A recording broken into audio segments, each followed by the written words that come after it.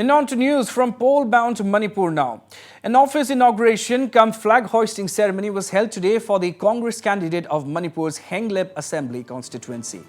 The program was organized for the four-time MLA T, Manga Vaiphei, who is the Congress candidate for the Henglep Assembly Constituency. Vice President of Manipur Pradesh Congress Committee, Devabrata Singh, unfurled the flag and inaugurated the office.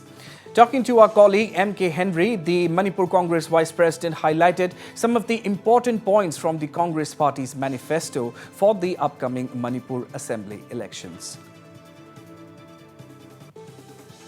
The manifesto contains about 11 goals. We set it to achieve the 11 goals.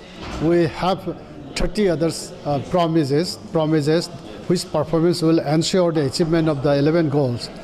Among the important sectors, there is earmarked for tribal areas. We are taking the pledge to hand over the power of the ADCs, not only the ADCs, also for rural areas, also the panchayats, for urban areas, the municipalities, complete devolution of power as part of the constitution. Second most important thing is that we shall be putting up setting up established minimum standard infrastructure for all primary and secondary schools. The health sector, we will be empowering the public in terms of supplying the basic minimum infrastructure of primary subcenter, health subcenter, community health subcenter to a standard that is equivalent to private sector.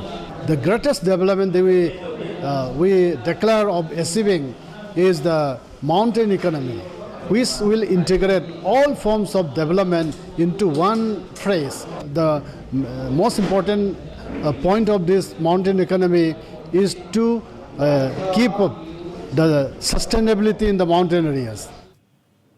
And meanwhile, while responding to a query on his chances of winning for an alleged lackluster performance, Congress candidate T. Manga Vaiphei rejected the allegation, citing the developmental works done during his tenure in the Henglep constituency. Regarding development, I should say I have been elected 4 times.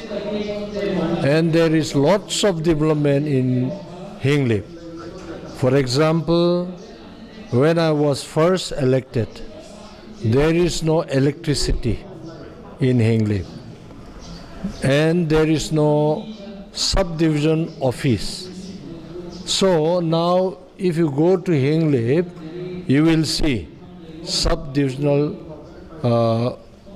offices, bank, quarters, police, barrack and all has been completed.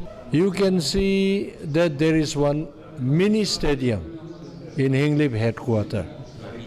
So we name it Pakang Mini Stadium. Then secondly, electrification.